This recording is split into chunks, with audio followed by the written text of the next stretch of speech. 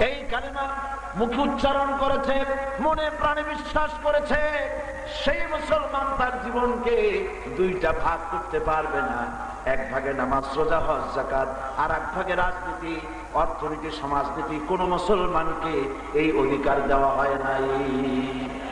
কথা বুঝে আসছে? কথা বুঝে আসছে? আমি প্রথমেই কুফরিকে অস্বীকার করতে চাই, এটা ঈমানের দাবি।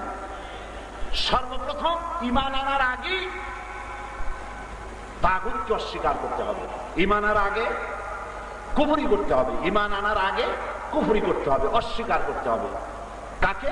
তাগুত। আল্লাহ শিখাচ্ছে, ফামান ইয়াকফুর বিত-তাগুতি ওয়া ইউমিন বিল্লাহি ফাকাদ ইসতামসাকা বিল উরওয়াতিল উসকা লা ইনফিসামা লাহা।